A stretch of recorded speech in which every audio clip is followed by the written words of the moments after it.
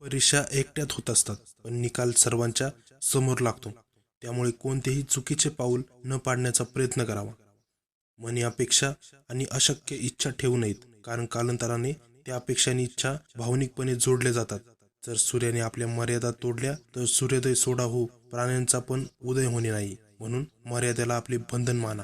ज्या प्रेमाला तुम्ही छाया सावली समजत आहात ती अंधकार आहे, म्हणून प्रेमाच्या तरुखाली विसावा घेऊ नका. चंद्रप्रकाश रूपी जीवनाची आस धरा. वासनेने भरलेल्या प्रेमाच्या विरहात पुन्हा बोलण्यासाठी आत्मसन्मान गमावू नका. समजा तुम्ही जीभ, शिश्न, ओठ या 3 अवयवांवर ताबा करू शकले तर 99% समस्या आपोआपच सुटतात. तुमच्याजवळ कर्णासारखी कितीही प्रतिभा असली तरी तुम्ही कृष्णासारख्या गुरुशिवाय अपुरेच आहात. समाजात वावरताना तुमची बुद्धिमत्ता न पाहता हुशारी पाहिल्या जाते, म्हणून व्यावहारिक पातळीचा विचार करा.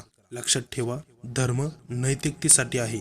धर्माचा आधार घेऊन दुष्कर्म करू नका. लक्षात घ्या की लोक तुमच्याबद्दल तितका विचार करत नाहीत जितका तुम्ही विचार करता. लोक काय विचार करत असतील किंवा काय करत असतील याचा विचार करण्यात वेळ वाया घालवू नका. भूतकाळाच्या आठवणी व पश्चाताप करू नका. तसेच भविष्याचा अंदाज व चिंता मनी धरू नका. वर्तमानात जगा. संपत्ती, सुंदरता, बलाढ्यता या भौतिक गोष्टी समृद्धी वाटत असल्या तरीही सद्गुण, चांगला स्वभाव, हिंमत, आरोग्य आणि आंतरिक गोष्टी जीवनाच्या खऱ्या पूरक आहेत. कारण ह्या गोष्टी दीर्घकालीन टिकाऊ असतात.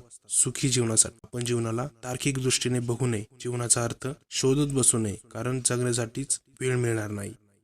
जर आवडला तर लाईक करा, शेअर करा आणि एवशी मराठी या चॅनलला सबस्क्राईब करा.